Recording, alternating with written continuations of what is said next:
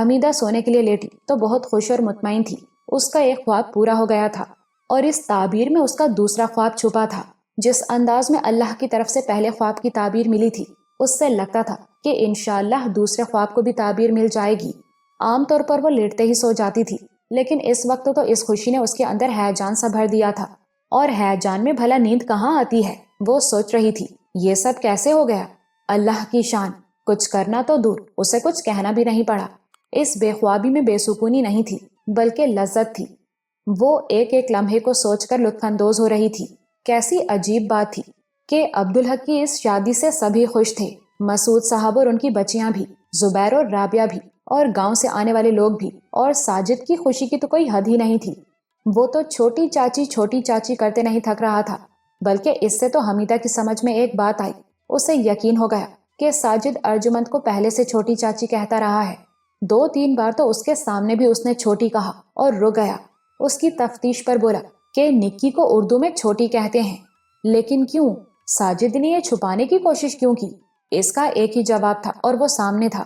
ارجمند نے اسے منع کیا ہوگا، لیکن کئی بار اس کے اور رابعہ کے سامنے ساجد کے منہ سے نکلتے رہ گیا چھوٹی چاچی، تو اس کا مطلب ہے کہ وہ اکیلے میں ارجمند کو چھوٹی چاچی کہتا ہوگا، یعنی ارجمند نے اسے اس کی اجازت دے رکھی ہوگی کہ وہ اکیلے میں اسے ایسے پکار سکتا ہے، اور اس کا مطلب ہے کہ ارجمند کو یہ اچھا لگتا تھا، اور اس کا مطلب تھا کہ ارجمند بہت پہلے سے عبدالحق کو پسند کرتی ہے۔ حمیدہ کو خود پر غصہ آنے لگا۔ اتنی سمجھدار بنتی ہوں اور سامنے کی بات بھی نہیں سمجھ سکی۔ اسے وہ دن یاد آیا جب ارجمند نے اس لڑکے سے ملنے جانے کی اجازت مانگی تھی، اور وہ ڈر گئی تھی کہ شاید ارجمند اس لڑکے کو پسند کرنے لگی ہے۔ اب سمجھ میں آ رہا تھا کہ وہ بیوقوف تھی۔ ارجمند ایسی لڑکی نہیں تھی کہ اس لڑکے سے ملنے جانے کے لیے اجازت لیتی جسے وہ پسند کرتی ہو۔ وہ تو اسے سمجھانے کے لیے، منع کرنے کے لیے، اپنا انکار اس پر واضح کرنے کے لیے گئی تاکہ بات وہیں ختم ہو جائے۔ اگر اسے اس لڑکے میں دلچسپی ہوتی تو ملنے کے بجائے وہ اسے کہہ دیتی کہ وہ رشتہ بھیج دے۔ ارجمند ایسی ہی تھی، مگر وہ لڑکا اسے کتنا چاہتا ہوگا کہ ارجمند کے انکار کے باوجود اس نے رشتہ بھیجا، اور جب یہ نوبت آئی تو ارجمند نے اس سے مدد چاہی، صاف کہہ دیا کہ انکار کر دیں، مجھے شادی نہیں کرنی، اور اس کے لیے کتنی خوشامد کی تھی اس نے۔ تو یہ عبدالحق کے لیے تھا، اور لڑکا کتنا اچھا تھا، بلکہ وہ لوگ سبھی بہت اچھے تھے، اور عبدالحق کو پانے کا تو ارجمند نے سوچا بھی نہیں ہوگا۔ پھر بھی بغیر امکان کے اتنا اچھا رشتہ چھوڑ دینا، کتنی محبت کرتی ہوگی وہ عبدالحق سے۔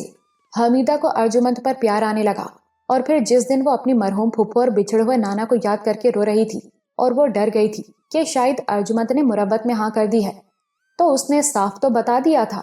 میں پھر بھی نہیں سمجھی، شاید بوڑھی ہو گئی ہوں، بہت عقل کام نہیں کرتی۔ اب وہ سمجھ رہی تھی کہ اس کا خواب محض اس کا خواب نہیں تھا، وہ ارجمند کا بھی تھا، وہ ساجد کا بھی تھا، رابعہ کا بھی تھا، بلکہ سب کی خوشی دیکھ کر سمجھ میں آتا ہے کہ وہ سب کا خواب تھا، اجتماعی خواب۔ اور اجتماعی خواب تو طاقتور ہوتے ہی ہیں، ان کی تعبیر ضرور ملتی ہے۔ خوشی اور پریشانی میں ایک بات مشترک ہوتی ہے، نیند اڑ جاتی ہے۔ پھر وہ تو حمیدہ کے لیے بہت بڑی خوشی تھی۔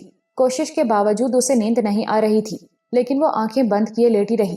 کم از کم جسم تو بے آرام نہ ہو۔ اچانک اسے احساس ہوا کہ نور بانو بھی جاگ رہی ہے۔ شادی سے پہلے تو نور بانو اس کے ساتھ سوتی رہی تھی، لیکن شادی کے بعد کبھی ایسا اتفاق نہیں ہوا تھا۔ حمیدہ کو یاد تھا کہ وہ جلدی سوتی تھی اور گہری اور سکون نیند لیتی تھی۔ عبدالحق سے شادی کے بعد ایک تبدیلی آئی تھی، یہ کہ وہ بہت دیر تک سونے لگی تھی۔ اس کا سبب یہی رہا ہوگا کہ وہ دیر سے سوتی ہوگی۔ اب بری عادتیں آسانی سے کہاں چھوٹتی ہیں۔ حمیدہ نے یہ سوچ کر نظر انداز کر دیا کہ یہ نور بانو کا روز کا معمول ہوگا، تاہم اس نے یہ ظاہر کرنا مناسب نہیں سمجھا کہ وہ خود بھی جاگ رہی ہے۔ اس نے دوسری طرف کروٹ لے لی۔ ذرا دیر بعد اس پر غنودگی طاری ہونے لگی۔ وہ یقیناً سو جاتی، لیکن بستر پر بھونچال کی سی کیفیت تھی۔ نور بانو بار بار کروٹ بدل رہی تھی، بلکہ اسے کروٹ بدلنا تو نہیں کہا جا سکتا، وہ تو ایک بے چینی سی تھی، بلکہ اس سے بھی بڑھی ہوئی کوئی چیز۔ کیا یہ روز اسی طرح کرتی ہوگی؟ حمیدہ نے سوچا۔ تو عبدالحق کیسے سوتا ہوگا؟ حمیدہ سیدھی ہو گئی۔ تجسس اسے مجبور کر رہا تھا کہ وہ نور بانو کو دیکھے اور اس کی کیفیت کو سمجھے۔ نور بانو مسلسل کروٹیں بدلتی رہی۔ حمیدہ نے پلکوں کی جھری سی بنا لی تھی اور اسے دیکھ رہی تھی۔ کمرے میں اندھیرا تھا، لیکن کچھ دیر میں وہ اس اندھیرے میں دیکھنے کے قابل ہو گئی۔ نور بانو نے اس کی طرف کروٹ لی اور اسے دیکھنے لگی۔ حمیدہ نے اپنا ہاتھ ایسے رکھا تھا کہ اس کی آنکھیں اس کی کلائی کی اوٹ میں تھیں۔ وہ کلائی کو ذرا سرکا کر نوربانو کو دیکھ سکتی تھی۔ نوربانو ٹکٹکی باندھے اسے دیکھ رہی تھی۔ حمیدہ نے پلکوں کی جھری بند کر لی۔ ذرا دیر بعد اس نے پھر پلکوں کی جھری سی بنا لی۔ نوربانو نے اس وقت سے کروٹ نہیں لی تھی، لیکن اب وہ اسے دیکھ بھی نہیں رہی تھی۔ وہ کسی گہری سوچ میں تھی۔ پل پل اس کے چہرے کے رنگ بدل رہے تھے۔ حمیدہ کو ڈر لگنے لگا۔ خوف کے باوجود حمیدہ اسے دیکھتی رہی۔ اندھیرے میں بھی وہ اس کے چہرے کے تاثرات سے اس کی کیفیت سمجھ سکتی تھی، اور وہ پل پل بدلتی کیفیت تھی۔ ابھی برہمی، ابھی بے بسی، اور پچھتاوا تو بہت نمایاں تھا۔ 2-3 بار تو ایسا لگا کہ نوربانو بستر چھوڑ کر اٹھ جائے گی، لیکن اس نے بہت کوشش کر کے خود کو روک لیا۔ پھر وہ دوبارہ اسے غور سے دیکھنے لگی۔ حمیدہ نے آنکھوں کی جھری پھر بند کر لی۔ وہ سمجھ گئی تھی کہ کیا ہو رہا ہے۔ وہ عورت تھی، اور نوربانو کے مزاج کو تو وہ خوب پہچانتی تھی۔ ابھی ذرا دیر پہلے ہی تو وہ حیران ہو رہی تھی کہ نوربانو نے کیسے عبدالحق کی ارجمند سے شادی کرا دی۔ وہ تو ایسی تھی کہ عبدالحق کا سایہ بھی کسی کے ساتھ نہ بانٹے۔ وہ اب بھی نہیں سمجھی تھی کہ یہ انہونی کیسے ہو گئی۔ بس اللہ کا حکم ہی تھا، ورنہ نوربانو ایسی نہیں تھی۔ کچھ دیر سکوت رہا، پھر بستر کی جنبش نے بتایا کہ نوربانو بستر سے اٹھ رہی ہے۔ حمیدہ نے آنکھیں کھولی اور نوربانو کو دروازے کی طرف بڑھتے دیکھا۔ پھر وہ کمرے سے نکل گئی۔ اب یہ بات سمجھنا تو حمیدہ کے لیے مشکل نہیں تھا کہ نوربانو کس آگ میں جل رہی ہے۔ وہ یہ بھی سمجھ سکتی تھی کہ نوربانو کہاں جا رہی ہے۔ وہ اس کے پیچھے جانا چاہتی تھی، لیکن جانتی تھی کہ یہ مناسب نہیں ہوگا۔ وہ اسے روک بھی نہیں سکتی تھی، بلکہ یہ بات کہ حمیدہ نے اسے دیکھ لیا ہے نوربانو کو اور بھڑکا دے گی۔ حمیدہ کے دل میں ہول اٹھنے لگے۔ وہ نوربانو کو جانتی تھی، جب وہ حسد کا شکار ہوتی تو آنکھوں کی ہی نہیں، عقل کی بھی اندھی ہو جاتی تھی۔ یہ ناممکن نہیں کہ ابھی وہ جا کر عبدالحق کے کمرے کا دروازہ پیٹ ڈالے، ہنگامہ مچا کر رکھ دے۔ اتنے مہمان موجود ہیں، تماشا بن جائے گا۔ حمیدہ پر لرزہ طاری ہو گیا۔ وہ اللہ سے دعا کرنے کے سوا کچھ بھی نہیں کر سکتی تھی، سو وہ گڑ گڑا کر اللہ سے دعا کرتی رہی۔ اس کی سماعت رات کے سکوت میں کسی ہنگامے کی منتظر تھی، لیکن اسے نوربانو پر ترس بھی آ رہا تھا۔ وہ عورت تھی، سمجھ سکتی تھی کہ نوربانو پر کیا گزر رہی ہوگی۔ اس کا شوہر کسی اور کے ساتھ سہاگ رات گزار رہا تھا۔ ایک عورت کے لیے یہ وقت آسان نہیں ہوتا، اور پھر نوربانو۔ اللہ نے حمیدہ کی دعا سن لی۔ آتے ہوئے قدموں کی چاپ سنائی دی۔ پھر نوربانو کمرے میں داخل ہوئی اور آ کر بستر پر لیٹ گئی۔ اس کے چہرے پر مایوسی تھی، لیکن وہ کچھ پرسکون بھی نظر آ رہی تھی، مگر وہ بھی لمحوں کی بات تھی۔ اس کے تاثرات پھر پل پل بدلنے لگے۔ ایک بار پھر وہ اٹھی اور دروازے کی طرف چل دی۔ اس بار حمیدہ دہل گئی۔ نوربانو کا دوسری بار جانا اس بات کی دلیل تھا کہ اب اس کا ضبط جواب دے گیا ہے۔ اب تو اس کے جسم کا ہر رواں عافیت کے لیے دعا کر رہا تھا۔ اسے اندیشہ تھا کہ کسی بھی لمحے شور شرابہ ہو جائے گا، لیکن ایسا کچھ نہیں ہوا۔ اس بار نوربانو جلدی واپس آ گئی، اور وہ اس بار زیادہ مطمئن تھی، مگر اس بار بھی وہ سکون لمحوں کا تھا۔ پھر وہی پل پل بدلتی کیفیت، پھر وہی کروٹیں، لیکن حمیدہ کے لیے یہ بات خوشائند تھی کہ نوربانو بہرحال اس کے کمرے میں تھی۔ جانے کتنی دیر کے بعد نوربانو سوئی، پھر حمیدہ کو بھی نیند آ گئی، لیکن وہ اپنے معمول کے مطابق فجر کے وقت اٹھ گئی۔ نیند کی کمی سے اسے چکر آ رہے تھے۔ اس نے سوچا، کوئی بات نہیں، بعد میں سو جائے گی، نماز قضا کرنا تو ٹھیک نہیں۔ اس نے آنکھیں ملی اور اٹھ کر بیٹھ گئی۔ اس نے دیکھا کہ نوربانو بے سود بے خبر سو رہی ہے، اور اس کے چہرے پر سکون ہے۔ وہ اٹھنے کا ارادہ کر ہی رہی تھی کہ ارجمند کمرے میں آ گئی۔ اس نے اسے سلام کیا۔ حمیدہ نے اس کے سلام کا جواب دینے کے بعد حیرت سے کہا، ارے نکی، تو اٹھ بھی گئی؟ مجھے تو اٹھے ہوئے دیر ہو گئی دادی اماں۔ ارجمند نے مسکراتے ہوئے کہا، آپ کو وضو کرانے آئی ہوں۔ اچھو میاں بہت خوش تھے، لیکن نیند انہیں کسی طرح نہیں آ رہی تھی۔ وہ بستر پر لیٹے کروٹیں بدلتے رہے، پھر بے چین ہو کر اٹھ بیٹھے۔ وہ کبھی بہت زیادہ نہیں سوتے تھے۔ کوٹھے پر تو انہیں کبھی اچھی نیند ہی نہیں آئی تھی۔ ہاں، داتا دربار کے صحن میں انہیں اتنی اچھی نیند آتی تھی کہ وہ ہمیشہ تازہ دم اٹھتے تھے۔ نواب، یہ کیا ہو رہا ہے؟ انہوں نے تشویش سے سوچا۔ شاید یہ ہے کہ ان کے معمول میں فرق آیا ہے۔ وہ اپنے معمول کے مطابق ذکر بھی نہیں کر سکے۔ اللہ سب جانتا ہے، اللہ معاف کرنے والا ہے۔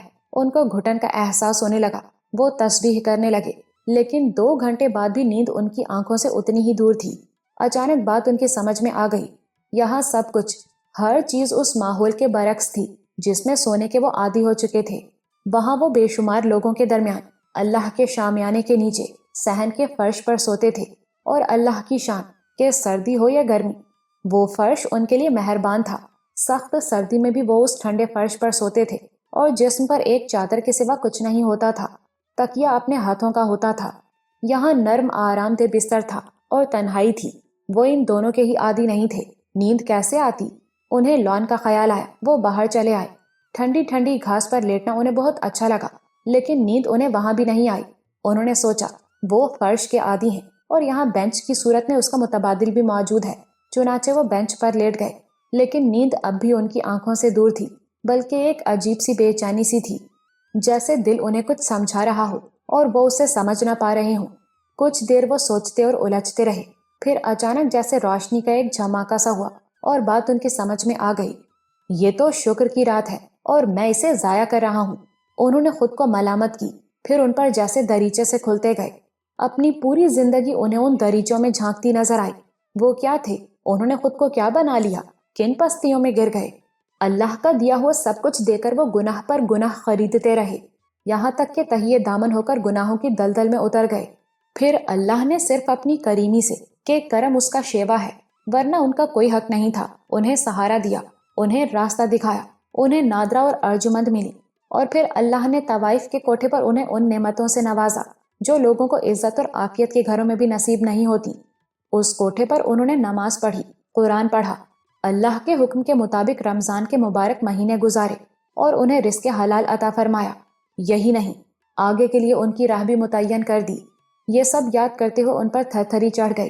اتنا کیسے ملتا ہے؟ اللہ نے تو ان پر بے حساب فضل فرمایا تھا۔ ارجمند کے روپ میں اللہ نے انہیں واحد تعلق و رشتہ عطا فرمایا تھا، ورنہ ان کا تو دنیا میں کوئی نہیں تھا۔ پھر اسے عبدالحق کے گھر چھوڑ کر وہ داتا دربار آ گئے۔ وہاں کیسے عیش کرائے اللہ نے انہیں، ان کی ہر ضرورت عزت کے ساتھ پوری کی، انہیں بے فکری اور فرصت عطا فرمائی کہ وہ سب کچھ بھول کر اللہ کے حکم کے مطابق بس اسی کے ہو رہیں۔ پھر اس نعمت سے استفادہ نصیب فرمایا کہ انہیں شکر و استغفار کی توفیق عطا فرمائی۔ اب ان کی آنکھوں سے آنسو بہہ رہے تھے۔ وہ کیا تھے؟ ان کی اوقات کیا تھی؟ سر سے پاؤں تک غلاظتوں میں لتھڑا ہوا ایک حقیر اور عاجز بندہ، جسے یقین نہیں آتا تھا کہ وہ کبھی معزز اور پاک ہو سکتا ہے، اور عالم یہ تھا کہ وہ اللہ سے شرط لگا بیٹھے۔ بے اوقات ہوتے ہوئے بھی انہوں نے اپنی توبہ کی قبولیت کے لیے اس کی ایک نشانی متعین کر لی کہ انہیں اپنی توبہ قبول ہونے کا، اپنی غلاظتوں کے دھلنے کا یقین جب آئے گا کہ وہ بے نیاز انہیں اپنے گھر بلا لے، اور رب کریم کی عنایت کہ اس نے اپنے گناہگار بندے کی یہ شرط بھی پوری فرما دی۔ کون ایسا مان رکھتا ہے کسی کا؟ دنیا کا ہر رشتہ آدمی کو اس کی اوقات کے مطابق نوازتا ہے، بس وہ رب ہے بے حساب دینے والا۔ ارے اس نے مجھے اپنے گھر بلایا ہے، وہ بڑبڑائے، اور کس شان سے بلایا ہے، اجازت نامہ بھی اس کا، اور فراخی کے ساتھ زیادہ راہ بھی اس کی عطا، اور اعزاز کتنا بڑا، اپنے در کی پاسبانی عطا فرما دی، اپنے گھر کا خدمتگار، صفائی کرنے والا بنا دیا۔ کوئی گندا غلیظ آدمی کیسے صفائی کر سکتا ہے اس کے گھر کی؟ تو گویا اس نے پاک کر دیا کہ پاک کرنا بس اسی کی تو صفت ہے۔ اب آنسو ان کی آنکھوں سے دھاروں کی صورت بہہ رہے تھے، اور اپنے گھر بلانے سے پہلے اس نے ایک اور بہت بڑا اعزاز عطا فرما دیا۔ دنیا میں آدمی کا اعتبار رشتوں سے ہوتا ہے، جس سے وہ برسوں پہلے محروم ہو چکے تھے۔ اسی نے انہیں اپنی رحمت سے وہ اعتبار بھی عطا فرما دیا۔ عبدالحق خود انہیں لینے کے لیے آیا کہ اس بچی کی شادی ہو رہی تھی جس کا دنیا میں کوئی ایک رشتہ دار بھی نہیں بچا تھا، اور وہ انہیں نانا کہتی اور سمجھتی تھی۔ اور یہی نہیں، اس نے انہیں وہاں عزت اور وقار کے ساتھ جانے کے لیے ان کی تہی دامنی بھی دور فرمائی۔ انہوں نے بہت کچھ تو نہیں دیا، لیکن اس بچی کو خالی ہاتھ بھی رخصت نہیں کیا۔ ایک باپ جو کچھ کر سکتا ہے وہ اللہ کی مدد سے ان کے لیے ممکن ہوا۔ اب ان کی ہچکیاں بندھ گئی تھیں۔ زندگی کیا ہے؟ کسی نے ان سے سرگوشی میں پوچھا۔ اپنے آغاز سے لے کر انجام تک صرف اور صرف اللہ کا احسان، انہوں نے بلا جھجک جواب دیا۔ وہ مجھے پیدا نہ فرماتا تو میں کچھ بھی نہ ہوتا، محض عدم، نہ دنیا کی نعمتوں میں کوئی حصہ ہوتا میرا، اور نہ آخرت کی بے بہا نعمتوں میں کسی حصے کا کوئی امکان، اور آخرت کی نعمتیں بھی اگر ملی تو اس کا فضل ہی ہوگا کہ وہ مجھے میرے گناہوں پر بخشے گا تو ہی کچھ ملے گا۔ اعمال کا حساب ہوا تو صرف خسارہ ہی ہوگا مجھے، اور یہاں جو برائیوں سے بچا، دور کیا، راہ دکھائی، ہدایت سے نوازا، نیک اعمال جو بھی نصیب ہوئے سب اس کا فضل، احسان ہی احسان، انہوں نے ہچکیوں کے درمیان کہا، فضل ہی فضل۔ دیر تک وہ روتے رہے، وہ کچھ سوچنے کے قابل ہی نہیں رہے تھے۔ ذرا دیر میں طبیعت سنبھلی تو انہوں نے سوچا، اس رات کے اختتام پر ان کے لیے ایک نیا دن ہے، اللہ کی رحمت سے ایک بڑا دن، دوپہر میں ولیمہ ہوگا اور شام کو وہ چلے جائیں گے، پھر انہیں روانہ ہونا ہے اللہ کے گھر کی طرف۔ وہ وہاں رہیں گے، اللہ کی چاکری کریں گے اور انشاءاللہ وہیں مریں گے اور اس پاک سرزمین پر ہی دفن ہوں گے۔ ان پر پھر تھر تھری چڑھ گئی، وہ کیسا دینے والا ہے، مجھ سیاہکار کو سبھی کچھ دے دیا۔ میری سوچ، میرے خوابوں اور خیالوں اور تصور کی حدوں سے بھی بہت آگے تک، اور میں سونے کی فکر کر رہا ہوں۔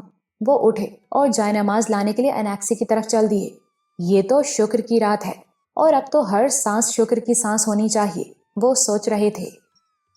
عبدالحق بہت گہری، بہت آسودہ نیند میں تھا۔ اچانک اسے احساس ہوا کہ جیسے زلزلہ آ گیا ہے، زمین آسمان، دنیا کی ہر چیز ہل رہی ہے، گھوم رہی ہے، وہ جیسے گر رہا تھا۔ گھبراہٹ نے اس گہری نیند میں نقب لگانی شروع کی۔ زلزلہ وقفے وقفے سے آ رہا تھا، یہ وقفے شاید اسے اٹھنے کی مہلت دینے کے لیے تھے۔ اسے احساس تھا کہ وہ سو رہا ہے، پھر نیند ٹوٹنے لگی۔ اسے احساس ہوا کہ کوئی اسے جھنجھوڑ رہا ہے، لیکن نیند ایسی تھی کہ اس سے آنکھیں نہیں کھولی جا رہی تھیں۔ اس نے دھیرے سے پوچھا، کیا زلزلہ آ رہا ہے؟ ارجمند نے حیرت سے اسے دیکھا۔ یہ کیسا سوال ہے؟ اس نے سوچا۔ نہیں آغا جی، اس نے جواب دیا۔ تو پھر میں ہل کیوں رہا ہوں؟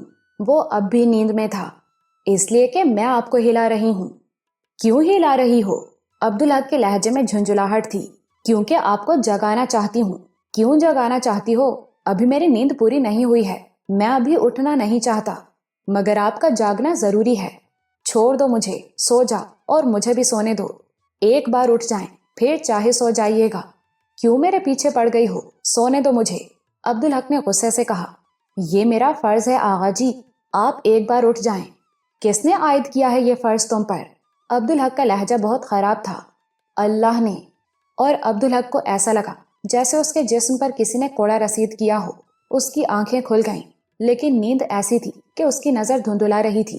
اسے اپنے اوپر جھکی ارجمند نظر آئی۔ کیا بات ہے ارجمند؟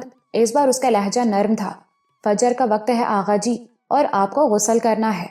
عبدالحق پر جیسے گھڑوں پانی پڑ گیا، اس کی نیند ہوا ہو گئی۔ اس نے زیر لب کلمہ پڑھا اور اٹھ کر بیٹھ گیا۔ مجھے تو لگ رہا تھا کہ جیسے زلزلہ آ گیا ہے، اس نے کہا۔ مجھے افسوس ہے آغا جی، لیکن آپ کی نیند اتنی گہری تھی کہ مجھے جھنجھوڑنا پڑا آپ کو۔ ارجمند کے لہجے میں شرمندگی تھی۔ کیسی نیند ہے؟ اٹھا ہی نہیں جا رہا ہے، آنکھ ہی نہیں کھل رہی ہے کسی طرح۔ عبدالحق منمنایا۔ اس کا علاج ہی غسل ہے، ارجمند نے کہا۔ آپ باتھ روم چلے جائیں، بالٹی میں گنگنا پانی موجود ہے، اس سے نہائیے گا۔ لیکن کیوں؟ یہ موسم سرما تو نہیں ہے؟ صبح سویرے ایسے ہی پانی سے نہانا چاہیے۔ بس میں نے اتنا گرم پانی ملایا ہے کہ خنکی ختم ہو جائے ٹھنڈے پانی کی۔ عبدالحق باتھ روم میں چلا گیا۔ نہاتے ہوئے تمام وقت وہ ارجمند کے بارے میں سوچتا رہا۔ وہ کم عمر تھی لیکن کتنی مضبوط۔ اسے یاد تھا کہ نوربانو نے کبھی اسے فجر کے لیے نہیں جگایا، بلکہ کبھی تو اسے گمان ہوتا تھا کہ وہ چاہتی ہی نہیں کہ وہ فجر کے لیے اٹھے۔ رات کو وہ کوشش کرتی تھی کہ اسے جگائے رکھے زیادہ سے زیادہ۔ اسے یاد تھا کہ نوربانو سے شادی کے بعد اس کی فجر مستقل قضا ہونے لگی تھی۔ وہ تو پھر ملازمت کا آغاز ہوا تو اس کا معمول بحال ہوا۔ عبدالحق نے سر جھٹکا۔ میں خواہ مخواہ بدگمانی کر رہا ہوں، اس نے سوچا۔ اپنی کوتاہی اور غفلت کا دوسرے کو ذمہ دار ٹھہرانا کتنی بری بات ہے۔ مسجد میں نواب صاحب پہلے ہی سے موجود تھے۔ واپسی میں دونوں ساتھ ہی گھر واپس آئے۔ رات کیسی گزری نواب صاحب؟ الحمدللہ، اللہ کے فضل و کرم کے سائے میں بہت اچھی، اچھو میاں نے سادگی سے کہا۔ آج آپ کی روانگی ہے؟ الحمدللہ۔ اچھو میاں انیکسی کی طرف جانے لگے تو عبدالحق نے انہیں ٹوک دیا۔ میرے ساتھ گھر ہی چلیے نا۔ انیکسی تو بس ارجمند کا گھر تھا جہاں سے اسے ودا ہونا تھا، ورنہ تو یہ گھر آپ کا ہی ہے۔ جانتا ہوں، اچھو میاں مسکرائے، لیکن کچھ دیر آرام کرنا چاہتا ہوں، اس کے لیے انیکسی ہی مناسب رہے گی۔ بہتر ہے، جو آپ کی خوشی۔ اچھو میاں کو اس کے لہجے میں کچھ آزردگی سی محسوس ہوئی۔ کوئی تکلف نہیں ہے بیٹے، البتہ گھر میں تکلف ضرور کروں گا اور وہ آرام نہیں مل سکے گا جس کی… عبدالحق شرمندہ ہو گیا۔ آپ کی بے آرامی میں نہیں چاہتا، لیکن آج آپ رخصت ہو جائیں گے۔ ارجمند آپ کی کمی محسوس کرے گی۔ میں چاہتا تھا کہ آپ ناشتہ ہمارے ساتھ کرتے۔ اچھو میاں خوش دلی سے ہنس دیے۔ تو یوں کہو نا بیٹے، نعمت سے کون انکار کر سکتا ہے؟ مجھے خیال ہی نہیں آیا، ناشتہ تو کرنا ہی ہے۔ ناشتے کی میز پر گھر کے تمام افراد موجود تھے سوائے نوربانو کے۔ باقی سب لوگ تو اس کے دیر سے اٹھنے کے عادی تھے، لیکن اچھو میاں کو اس کی غیر موجودگی کا شدت سے احساس ہوا۔ وہ تو پہلے ہی حیران ہو رہے تھے کہ ایک بیوی اپنے شوہر کی دوسری شادی کیسے کرا سکتی ہے، یہ تو بڑے ظرف کی بات ہے، لیکن ایک حد سے آگے تو ظرف بھی جواب دے جاتا ہے۔ انہوں نے سوچا۔ عبدالحق کو نوربانو کی غیر موجودگی پر کھسیاہٹ ہو رہی تھی۔ نوربانو کی طبیعت خراب رہتی ہے پچھلے کئی سال سے، اس نے اچھو میاں سے کہا۔ رات کو نیند بڑی دشواری سے آتی ہے، پھر نیند پوری کرنا بھی ضروری ہے۔ میں سمجھتا ہوں، اچھو میاں نے جواب دیا۔ دل میں وہ سوچ رہے تھے کہ شوہر کے ساتھ سونے والی بیوی کے لیے اس سے دور رہ کر سونا کتنا مشکل ہوتا ہوگا، اور خاص طور پر اس صورت میں کہ اسے معلوم ہو کہ اس کا شوہر اپنی دوسری بیوی کے ساتھ ہے، چاہے وہ شادی خود اس نے کرائی ہو۔ انسانی ظرف کی بھی تو ایک حد ہوتی ہے۔ ان کے دل میں نوربانو کی عزت اور بڑھ گئی، اور اس گھر کے سبھی لوگ اچھے تھے، ہر اعتبار سے ایک مکمل اور مثالی گھرانہ تھا۔ ان کی باہمی محبت کو کسی اظہار کی ضرورت نہیں تھی، وہ تو خوشبو کی طرح خود ہی اپنی موجودگی کا احساس دلاتی تھی۔ ایک شفیق، مہربان اور نرم خو ماں، 2 بیٹے، 2 بہویں اور ایک پوتا، اور وہاں ارجمند ایک نئی نویلی دلہن کی طرح نہیں تھی، وہ گھر کا ایک فرد تھی جس کی موجودگی کے وہ سب عادی تھے۔ سب کے انداز میں اس کے لیے بے پناہ محبت تھی، لیکن اچھو میاں کو ساجد کی محبت پسند آئی۔ کیسی محبت سے وہ ارجمند کو دیکھتا تھا، وہ کیسے اسے چھوٹی چاچی کہہ کر پکارتا تھا۔ بے شک ارجمند اس کے لیے پہلے سے جانی پہچانی تھی، لیکن اس نئے رشتے کی پکار میں کوئی نامانوسیت نہیں تھی، جیسے وہ پہلے ہی سے اسے اس طرح چھوٹی چاچی کہہ کر پکارتا رہا ہو۔ اچھو میاں کو نہیں معلوم تھا کہ یہ حقیقت ہے، انہوں نے تو یہ دیکھا کہ اس گھر میں ارجمند کو کیسے چاہا جاتا ہے۔ انشاءاللہ یہ ہمیشہ یہاں خوش رہے گی، اور ان کا دل سکون سے بھر گیا۔ اچھو میاں انیکسی چلے گئے۔ حمیدہ نے عبدالحق اور ارجمند سے کہا، جاؤ تم دونوں بھی گھنٹے 2 گھنٹے آرام کر لو، صبح سویرے ہی اٹھ گئے تھے۔ لیکن دادی اماں، گاؤں کے مہمان اور تایا، حمیدہ نے اس کی بات کاٹ دی، نسیمہ ہے نا، اور میں بھی ہوں، ہم انہیں ناشتہ کرا دیں گے۔ ویسے بھی نکی، نئی نویلی دلہنیں اپنی پہلی صبح اٹھ کر ناشتہ نہیں بناتی، وہ تو تجھے دیکھ کر حیران ہوں گے۔ اس کے لہجے میں محبت تھی۔ جا پتر عبدالحق، اسے لے جا۔ وہ عبدالحق کی طرف مڑی۔ عبدالحق خود بھی تنہائی چاہتا تھا، اس کے ذہن میں بہت سی باتیں وضاحت طلب تھیں۔ ٹھیک ہے اماں، اس نے کہا اور اٹھ کھڑا ہوا۔ پھر اس نے نرمی سے ارجمند کا ہاتھ تھام کر اسے اٹھایا۔ چلو ارجمند۔ حمیدہ ان دونوں کو جاتے ہوئے دیکھتی رہی۔ کیسی چاند سورج کی جوڑی ہے، اللہ تیرا شکر ہے، وہ خوشی سے گنگنائی۔ بند کمرے کی تنہائی میں عبدالحق نے ارجمند سے کہا، تمہیں میرے آرام اور بے آرامی کی کوئی پرواہ نہیں؟ اس کے لہجے میں بے رخی تھی۔ ارجمند کا چہرہ پھیکا پڑ گیا۔ وہ آغا جی، میں تو مہمانوں کے خیال سے، میں اس وقت کی بات نہیں کر رہا ہوں، عبدالحق نے کہا۔ ارجمند نے حیرت سے اسے دیکھا۔ تو پھر؟ جس طرح صبح تم نے مجھے جگایا، میں اس کی بات کر رہا ہوں۔ آپ اس پر خفا ہیں آقا جی؟ عبدالحق نے دانستہ کوئی جواب نہیں دیا۔ وہ ایک خاص مقصد کے تحت ایک خاص تاثر چھوڑتے ہوئے بات کرنا چاہتا تھا، ناراضی کا تاثر۔ وہ تو میری ذمہ داری تھی آقا جی، ارجمند نے مہین سی آواز میں کہا۔ تو مجھے بے آرام کرنا، میری نیند خراب کرنا تمہاری ذمہ داری ہے؟ عبدالحق نے ترش لہجے میں کہا۔ آپ کی بہتری کی خاطر آقا جی۔ اب ارجمند کے لیے بولنا مشکل ہو رہا تھا۔ کیسی بہتری؟ کس بہتری کی بات کر رہی ہو تم؟ فرض نماز کی بہتری آقا جی۔ فرض نماز چھوٹ جاتی تو آپ کا خسارہ تھا، اس کی جواب دہی تمہاری تو نہیں، میری ہے۔ جی بے شک، لیکن ہر مسلمان کی ذمہ داری ہے کہ دوسرے مسلمان کو نماز کے وقت پر یاد دلائے۔ بس یاد دلانا ہی تو ذمہ داری ہے، اصرار تو نہیں۔ اصرار سے اکراہ بھی پیدا ہو سکتا ہے، جو بڑا خسارہ ہے۔ ارجمند ایک دم بچوں کی طرح رونے لگی۔ میں نے تو آپ کی محبت کی وجہ سے ایسا کیا آغا جی۔ یہ کہتے ہوئے اچانک اسے احساس ہوا کہ وہ کیا کہہ رہی ہے۔ رونا بھول کر ایک لمحے کو وہ لجا کر رہ گئی۔ پھر اسے خیال آیا کہ اب اللہ نے اظہار محبت کا حق اسے دے دیا ہے۔ اس بار وہ بولی تو اس کے لہجے میں خود اعتمادی تھی۔ اسی لیے خاموشی سے آپ کا خسارہ ہوتے نہیں دیکھ سکتی۔ اتنی محبت کا دعویٰ ہے اور پھر بھی تم نے میری نیند خراب کی۔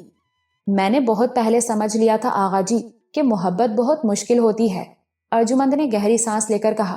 صرف محبوب کو خوش دیکھنا اور اسے خوش رکھنا، اس کی ہر بات ماننا، اسے سب کچھ دینا، یہ تو بڑی آسان بات ہے، کوئی بھی کر سکتا ہے۔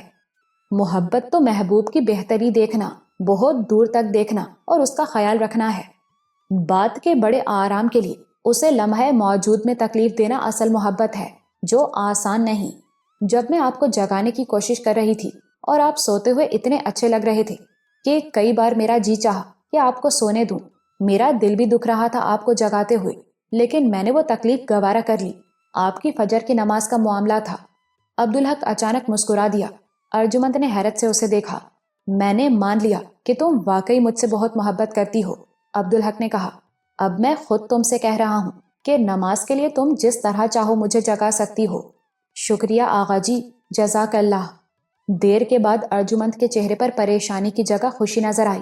ایک بات بتاؤ، تمہارے لیے میری محبت دنیا کی ہر چیز سے اہم ہے؟ اللہ کے حکم اور رسول صلی اللہ علیہ وآلہ وسلم کی سنت کے بعد مجھے تمہارا یہ جواب بھی اچھا لگا۔ تم بہت اچھی ہو ارجمند، در حقیقت میں تمہارا اہل نہیں تھا۔ جی نہیں، اللہ نے مجھے آپ کے لیے، صرف آپ کے لیے اتنا اچھا بنایا ہے، مگر مجھے تو یہ بھی نہیں پتا کہ میں واقعی اتنی اچھی ہوں۔ عبدالحق کسی گہری سوچ میں تھا۔ بالآخر اس نے کہا، اس کا مطلب ہے کہ تم بچوں کی تربیت بہت اچھی کرو گی۔ ارجمند شرم سے گلنار ہو گئی۔ کیسی باتیں کرتے ہیں آپ؟ تم کم عمر ضرور ہو ارجمند، لیکن ناسمجھ نہیں، عبدالحق نے بے حد سنجیدگی سے کہا۔ تم زندگی کے بارے میں سوچتی بھی ہو اور بہت کچھ جانتی بھی ہو۔ تمہیں معلوم ہے کہ اب میرا اور تمہارا تعلق اور رشتہ کس نوعیت کا ہے۔ یہ ازدواجی زندگی کا بہت اہم معاملہ ہے۔ ارجمند نے نظریں اٹھا کر اسے دیکھا۔ اب وہ اپنی عمر سے بڑی لگ رہی تھی۔ آپ ٹھیک کہہ رہے ہیں آغا جی، اس نے بڑی متانت سے کہا۔ یہ تو مجھے یقین تھا کہ آپ مجھے ضرور ملیں گے، لیکن میں اس پر کبھی سوچتی نہیں تھی۔ لیکن میں جانتی تھی کہ آپ کے لیے اولاد کتنی اہم ہے۔ میں آپ کے اور آپی کے لیے اس سلسلے میں بہت دعا کرتی تھی، اور مجھے یقین تھا کہ ایسا ہوگا، اور میں سوچتی تھی کہ جب ایسا ہوگا تو میں آپ کے بچے کو بہت وقت دوں گی، اسے بہت اچھی اچھی باتیں سکھاؤں گی۔ سچ یہ ہے کہ میں اس کی تربیت کے بارے میں سوچتی تھی۔ ایسا ہوتا تو تم اسے کیا سکھاتی؟ عبدالحق نے تجسس سے پوچھا۔ ارجمند نے ایک لمحہ سوچا، جیسے کچھ یاد کر رہی ہو، پھر وہ حیران نظر آنے لگی۔ کمال ہے، میں ہمیشہ سوچتی تھی کہ میں اسے صرف محبت کرنا سکھاؤں گی۔ صرف محبت ہی تو شخصیت بناتی ہے۔ عبدالحق کو بھی حیرت ہوئی۔ یہ خیال تمہیں کیسے آیا؟ آپ کو دیکھ کر، ارجمند نے کہا، اور پھر شرما گئی۔ مجھے دیکھ کر؟ عبدالحق کی حیرت اور بڑھ گئی۔ جی ہاں، میں چھوٹی سی تھی جب آپ کو پہلی بار دیکھا، اور دیکھتے ہی مجھے احساس ہوا کہ آپ سراپائی محبت ہیں۔ آپ کے وجود میں صرف اور صرف محبت ہے۔ بعد میں جب آپ کو دیکھا تو پوری طرح سمجھ گئی کہ محبت آپ کی شخصیت کا جزو اعظم ہے، اساس ہے آپ کی شخصیت کی، اور آپ کی شخصیت بہت خوبصورت ہے۔ میں سوچتی تھی آپ کے بچے کو آپ جیسا بناؤں گی۔ عبدالحق ہمیشہ کی طرح اپنی تعریف سن کر شرمندہ ہو گیا، لیکن وہ متجسس بھی تھا۔ صرف محبت؟ یہ تو بچکانہ بات ہے۔ نہیں آغا جی، میں یہ کہنے کی جرات تو نہیں کر سکتی کہ آپ محبت کو نہیں جانتے۔ شاید یوں ہے کہ آپ سراپائی محبت ہیں، لیکن محبت پر غور نہیں کرتے۔ چلو تو تم مجھے محبت کے بارے میں سمجھاؤ، عبدالحق نے مضحکہ اڑانے والے انداز میں کہا۔ آپ کو یہ چھوٹا منہ بڑی بات لگی ہے نا آغا جی، ارجمند نے افسردگی سے کہا۔ عبدالحق کو زیادتی کا احساس ہونے لگا۔ ارے نہیں، یہ بات نہیں، ارجمند نے جیسے اس کی بات سنی ہی نہیں۔ اور یہ سچ بھی ہے، دیکھیں نا، آپ کو اللہ نے محبت سے بنایا ہے، آپ سراپائی محبت ہیں، تو آپ کو محبت کے بارے میں سوچنے کی ضرورت نہیں، مگر مجھے سوچنا پڑتا ہے۔ سمجھتی میں آپ کو دیکھ کر ہوں۔ آپ محبت کو چھوٹی چیز سمجھتے ہیں، لیکن جتنے رنگ محبت میں ہیں دنیا کے کسی جذبے میں نہیں، اور سارے کے سارے اوصاف حسنہ کے اور خوبصورت ترین رنگ ہیں۔ سوچیں تو ہر اچھا اور الوی جذبہ، نرمی، تحمل، ایثار، سخاوت، اچھا گمان، درگزر، سچائی، احسان شناسی، عزت اور احترام، ہمدردی، لفظوں کی تہذیب، دعا اور نہ جانے کیا کیا، یہ سب محبت سے پھوٹنے والے رنگ ہیں۔ محبت جیسے دھنک ہے، اچھے اوصاف کے تمام رنگوں کا منبع۔ عبدالحق بہت غور سے سن رہا تھا۔ یہ لفظوں کی تہذیب کا کیا مطلب ہے؟ اپنی مشکل ترین بات کو سخت، مکروہ اور جارح الفاظ سے پاک کر کے اچھے لفظوں اور دلنشی پیرائی میں بیان کرنا۔ عبدالحق نے اچنبھے سے اسے دیکھا۔ کیا یہ خواب ہے؟ یہ اتنی کم عمر لڑکی اور اتنی بڑی باتیں جیسے آپ کرتے ہیں؟ ارجمند نے اپنی بات مکمل کی۔ عبدالحق پھر شرمندہ ہو گیا۔ میں کہاں، ابھی تمہارا مذاق اڑا رہا تھا، اور اس سے تمہارا دل بھی دکھایا۔ نہیں آغا جی، آپ نے میرا مذاق نہیں اڑایا۔ آپ عملی آدمی ہیں نا، اللہ نے آپ کو عمل سے نوازا ہے۔ آپ پر اللہ کا فضل ہے کہ آپ کو کبھی سوچنے اور سمجھنے کی ضرورت ہی نہیں پڑی۔ آپ کا رد عمل مذاق اڑانا نہیں تھا، وہ حیرت تھی اور تجسس تھا۔ میں سمجھ گیا، یہ اچھا گمان ہے جسے حسن ظن کہتے ہیں، عبدالحق نے ہنستے ہوئے کہا۔ بہرحال محبت کی بڑائی میری سمجھ میں آ گئی، لیکن آدمی نفرت بھی تو کرتا ہے۔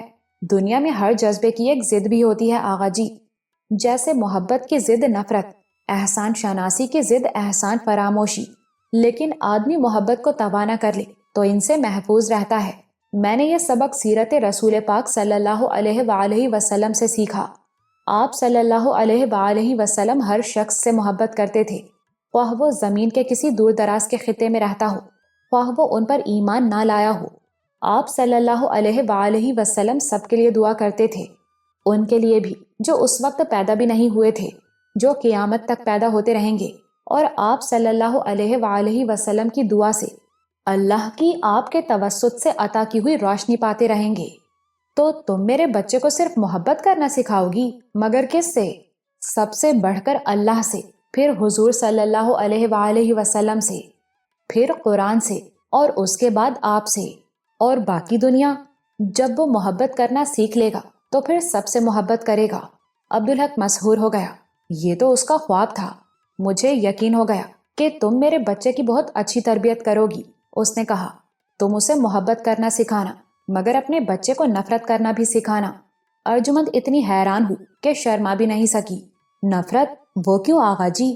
اس لیے کہ تمام جذبے انسان کے لیے فطری ہیں، تم نہیں سکھاؤ گی تب بھی وہ کرے گا تو صحیح، اور خود کرے گا تو بے سمت ہوگا۔ مگر نفرت تو بری چیز ہے آغا جی۔ اب میں تمہیں وہ بتاتا ہوں جو سمجھتا ہوں۔ عبدالحق نے گہری سانس لے کر کہا، محبت کا آغاز پسندیدگی سے ہوتا ہے اور نفرت کا ناپسندیدگی سے۔ کچھ ہمیں پسند ہوتا ہے اور کچھ ناپسند۔ پسندیدگی بڑھتی ہے تو محبت بنتی ہے، اور ناپسندیدگی بڑھتی ہے تو نفرت۔ واقعی یہ تو میں نے کبھی سوچا بھی نہیں۔ آپ ٹھیک کہہ رہے ہیں، کوئی فطری جذبہ، علوی ہو یا سفلی، ہر حال میں اچھا یا برا نہیں ہوتا، اہمیت اس کی سمت کی ہوتی ہے۔ وضاحت کیجیے، میں سمجھ نہیں پا رہی ہوں۔ ارجمند نے کچھ دیر سوچنے کے بعد کہا، سمت سے کیا مراد ہے آپ کی؟ نماز پڑھنا نیک عمل ہے نا؟ ارجمند نے اسبات میں سر ہلایا۔ اگر تم قبلے کی طرف پیٹھ کر کے نماز پڑھو گی تو وہ نیکی ہوگی۔ ارجمند جھرجھری لے کر رہ گئی۔ استغفر اللہ، اس نے گھٹی گھٹی سرگوشی میں کہا۔ ڈر گئی نا؟ یہ ہے سمت۔ آدمی اللہ کی طرف رخ رکھے تو مثبت جذبہ ارفا ہو جائے گا، نہیں تو وہ خراب بھی ہو سکتا ہے، گناہ بھی ہو سکتا ہے۔ اللہ نے کچھ جانوروں کا گوشت ہمارے لیے حلال کر دیا، اور ذبیحہ کے بغیر وہ بھی حرام ہے۔ اور ذبیحہ کیا ہے؟ اس پر اللہ کا نام لینا۔ کچھ سمجھی؟ جی، کچھ سمجھ میں آ رہا ہے۔ ارجمند کے لہجے میں احترام تھا، اور وہ عبدالحق کو محبت پاش نظروں سے دیکھ رہی تھی۔ اب محبت ہی کو لو، تم نے ابھی کچھ دیر پہلے اس کی عظمت بیان کی، بالکل درست ہے۔ کسی نے اللہ کے لیے، اس کی خاطر کسی سے محبت کی تو یہ عبادت ہے، اور اپنے نفس کے لیے کی، لیکن اللہ کے حکم کے مطابق کی تو وہ اچھی ہے، لیکن اپنے نفس کے لیے کی اور اللہ کے حکم کے خلاف کی تو وہ برائی ہے۔ کہنے کا مطلب یہ کہ آدمی اپنے ہر عمل میں ہر لمحہ اللہ کو شریک رکھے تو سب ٹھیک ہے۔ یہ ممکن ہے کہ سفلی جذبہ بھی اچھا بن جائے، یہی تو میں کہہ رہا ہوں۔ بس ہر چیز میں اللہ کی شمولیت ہو، اس کی محبت اور اس کی رضا ہو۔ اس کی کوئی مثال؟ احسان شناسی بہت اچھی بات ہے، اللہ کا حکم بھی ہے۔ اب کسی نے مجھ پر احسان کیا، بعد میں کسی موقع پر اس نے اللہ کو، اس کے رسول صلی اللہ علیہ وآلہ وسلم کو یا اس کے کلام کو برا کہا، تو میں اسے اس پر منع کروں گا، کرتا رہوں گا۔ وہ نہ مانے گا تو اس کا احسان بھول کر اپنی بساط اور حیثیت کے مطابق اس سے لڑوں گا۔ یہ احسان فراموشی ہوگی، لیکن اللہ کے ہاں نیکی ہوگی، اس لیے کہ در حقیقت اس کا احسان اللہ کی طرف سے تھا۔ دشمنی اچھی چیز نہیں، لیکن میں اللہ کی خاطر کسی سے دشمنی کروں تو نیکی ہے۔ میں سمجھ گئی، ارجمند نے خوش ہو کر کہا۔ نفرت شیطان سے اور اس کے چیلوں سے اور اس کے اعمال سے، اللہ کے لیے، اللہ کی خاطر، بالکل درست۔ الحمدللہ، اللہ نے آپ کو کتنا اچھا، کتنا سمجھدار بنایا ہے۔ یہ سب اللہ کا فضل ہے، عبدالحق نے کہا۔ تو نفرت بھی بری چیز نہیں، ارجمند نے خود کلامی کے انداز میں کہا۔ لیکن ارجمند، نفرت کا ہدف انسان کو نہیں ہونا چاہیے۔ کیا مطلب؟ نفرت صرف شیطان سے اور اس کے اعمال سے۔ تو جو انسان شیطان کی پیروی کرے، نفرت برے آدمی سے نہیں کرنی، برائی سے کرنی ہے۔ یہی تو حضور صلی اللہ علیہ وآلہ وسلم نے ہمیں سکھایا ہے۔ تو پھر شیطان سے نفرت کیوں آغا جی؟ اس لیے کہ اس کے بارے میں اللہ فیصلہ کر چکا، اعلان کر چکا۔ باقی سب کا فیصلہ قیامت کے دن ہوگا۔ ہم نہیں جانتے کہ کون بخشا جائے گا اور کون جہنم میں جائے گا۔ کیوں آغا جی؟ اللہ جب چاہے جسے چاہے ہدایت دے دے، جب چاہے کسی کی برائی دور کر دے اور اسے بھلائی کی توفیق دے دے۔ ہم اس کے بارے میں فیصلہ کرنے والے کون ہوتے ہیں؟ ہمیں تو ان کے لیے خیر کی دعا کرنی چاہیے، اور یہی سنت رسول صلی اللہ علیہ وآلہ وسلم ہے۔ میں سمجھ گئی، ارجمند نے خوش ہو کر کہا۔ اب وہ عبدالحق کو تفاخرانہ نظروں سے دیکھ رہی تھی۔ عبدالحق نے کھسیا کر نظریں چرائیں۔ چند لمحے دونوں خاموش رہے، پھر عبدالحق نے کہا، تمہیں نیند تو نہیں آ رہی ہے ارجمند؟ جی نہیں آغا جی، چاہو تو کچھ دیر سو سکتی ہو۔ میری نیند تو پوری ہو چکی۔ تو پھر ایک کام کرو، تم جا کر اپنی آپی کو جگا دو، ورنہ وہ سوتی ہی رہیں گی۔ انہیں یاد دلاؤ آج گھر میں تقریب ہے۔ جی بہت بہتر۔ ارجمند اٹھ کھڑی ہوئی، لیکن وہ ہچکچا رہی تھی۔ عبدالحق نے اس کی ہچکچاہٹ محسوس کر لی۔ کیا بات ہے؟ ڈر لگ رہا ہے ان سے؟ جی نہیں۔ تو پھر کیا بات ہے؟ آپ سے کچھ کہنا چاہتی ہوں۔ اب اس کے لہجے میں بھی جھجک تھی۔ کہو کیا بات ہے؟ میری ایک بات مانیں گے؟ اب اس کا انحصار تو بات پر ہے، عبدالحق نے کہا، پھر جلدی سے اضافہ کیا، لیکن تمہیں اس طرح جھجکنے کی ضرورت نہیں۔ اب تمہارا مجھ پر حق ہے، تم مجھ سے کچھ بھی کہہ سکتی ہو، کوئی بات بھی کر سکتی ہو۔ ارجمند نے ایک پل کو نظریں اٹھا کر اسے دیکھا، مگر فوراً ہی نظریں جھکا لیں۔ منہ سے اب بھی کچھ نہیں کہا۔ کہو نا، کیا بات ہے؟ آپ آپی سے یہ بات کبھی نہ کہیے گا۔ کون سی بات؟ یہ کہ میں آپ سے… اس سے بات نہیں کی جا رہی تھی۔ ارے کہو بھی، عبدالحق جھنجھلا گیا۔ یہ کہ میں آپ سے بہت پہلے سے محبت کرتی ہوں، بلکہ آپ انہیں یہ بھی نہیں بتائیے گا کہ اب… عبدالحق کو اس پر بڑی شدت سے پیار آیا۔ سوال ہی نہیں پیدا ہوتا، یہ تو میں کبھی بتا ہی نہیں سکتا۔ ایک تو اس لیے کہ یہ ہمارا ذاتی معاملہ ہے، اس میں کسی اور کو شریک نہیں کیا جا سکتا۔ شوہر اور بیوی کے درمیان جو معاملات ہوتے ہیں وہ بہت ذاتی ہوتے ہیں۔ دوسرے اس لیے بھی کہ یہ بہت بڑا فتنہ ہوگا۔ میں نور بانو کو جانتا ہوں، میرا تو کچھ نہیں جائے گا، لیکن وہ تمہاری زندگی اجیرن کر دے گی۔ تم بے فکر رہو۔ لیکن ارجمند سہم گئی تھی۔ تو میں آپ ہی پر یہ ظاہر کروں کہ مجھے آپ میں کوئی دلچسپی نہیں ہے؟ یہ تو غیر فطری بات ہوگی۔ اب اتنا ڈرنے کی ضرورت بھی نہیں۔ عبدالحق نے اسے تسلی دی۔ کبھی وہ کوئی ایسی ویسی بات کرے تو اسے یاد دلا دینا کہ اس کی خوشامد کے نتیجے میں اور صرف اس کی خاطر تم نے یہ شادی کی تھی۔ یہ میں کیسے کہہ سکتی ہوں ان سے؟ کیوں نہیں کہہ سکتی؟ اس لیے کہ یہ جھوٹ ہوگا۔ تو پھر سچ بتا دینا، کہہ دینا کہ اس گھر میں آنے سے پہلے ہی سے تم مجھ سے محبت کرتی تھیں۔ عبدالحق نے جھنجھلا کر کہا۔ ارجمند کا چہرہ فک ہو گیا۔ سچ ہے، تم ابھی بچی ہی ہو۔ عبدالحق نے لہجہ نرم کر لیا۔ نادان لڑکی، اتنا بھی نہیں سمجھتی کہ جو سچ بولنے میں فتنے کا ڈر ہو اس کا اظہار اچھا نہیں ہوتا؟ فتنہ تو قتل سے بھی بڑا ہے۔ جی میں سمجھ گئی۔ اس بار ارجمند کے لہجے میں شکر گزاری تھی۔ بس اب تم جاؤ اور نوربانو کو جگا دو۔ ارجمند چلی گئی۔ عبدالحق بستر پر دراز ہو گیا۔ وہ ارجمند کے بارے میں سوچ رہا تھا۔ شفیق صاحب کی کہی ہوئی ہر بات سچ ثابت ہوئی تھی۔ ارجمند نوربانو کا بالکل الٹ تھی۔ وہ سیدھی سادی لڑکی تھی، چالاکی اور مکاری اس میں نام کو بھی نہیں تھی۔ وہ اندر سے سچی تھی۔ نوربانو کی طرح ہر حال میں اپنا مقصد حاصل کرنا اسے نہیں آتا تھا۔ وہ بس اللہ پر بھروسہ کرتی تھی۔ پہلی بار عبدالحق کو احساس ہو رہا تھا کہ محبت کیا چیز ہے۔ اب وہ سمجھ سکتا تھا کہ ارجمند کی محبت دیکھنے سے پہلے وہ محبت سے واقف ہی نہیں تھا۔ محبت اس کے نزدیک محض ایک خیال تھا، ایک تصور۔ لیکن ارجمند نے محبت کا عملی رخ اس پر واضح کر دیا تھا۔ اب وہ کہہ سکتا تھا کہ اس نے محبت دیکھی ہے۔ اب اسے احساس ہو رہا تھا کہ خود اس نے بھی محبت کبھی نہیں کی۔ اسے شفیق صاحب کی ایک اور پیش گوئی یاد آئی۔ انہوں نے کہا تھا کہ دوسری بیوی سے اس کے 2 بیٹے ہوں گے۔ صحیح معنوں میں پہلی بار اس شادی کی معنویت اور اہمیت اس پر روشن ہوئی، ورنہ یہ سب کچھ اتنا اچانک ہوا تھا کہ اسے کچھ سوچنے سمجھنے کی مہلت ہی نہیں ملی تھی، بلکہ کبھی کبھی تو اسے یہ خواب ہی لگتا تھا۔ مگر اس وقت اولاد کے امکان کے بارے میں سوچتے ہوئے اس کے وجود میں روشنی سی ہو گئی۔ اسے ایسی خوشی کا احساس ہوا جو اس کے لیے بہت انوکھی اور نئی تھی، اگرچہ اب بھی وہ اسے دور ازگار لگ رہی تھی۔ اس کے باوجود اس خوشی کا اپنا ایک منفرد رنگ تھا۔ اس نے رات شکر کے 2 نفل پڑھے تھے، لیکن اب اس کی سمجھ میں آیا کہ وہ محض رسمی تھے، کیونکہ اس وقت تو اسے یہ معلوم ہی نہیں تھا کہ اسے کتنی اور کیسی کیسی نعمتیں ملی ہیں، اور وہ بھی کوشش کیے بغیر، بلکہ مانگے بغیر۔ اس کے 2 بیٹے ہوں گے، یہ خیال ہی اس کے لیے بے حد خوش کن تھا۔ اس کے باپ کی نسل آگے بڑھے گی، یہ اللہ کے فضل و کرم سے ایمان کے ساتھ ان کی تیسری نسل ہوگی، اور اسے یقین ہو گیا تھا کہ ارجمند اس کے بچوں کی اچھی طرح تربیت کرے گی، انہیں بہت اچھا مسلمان بنائے گی۔ شفیق صاحب نے سچ کہا تھا، ارجمند دینے والی ہے، وہ محبت کرتی ہے، صلہ نہیں چاہتی، وہ تو اللہ کا بہت بڑا انعام ہے۔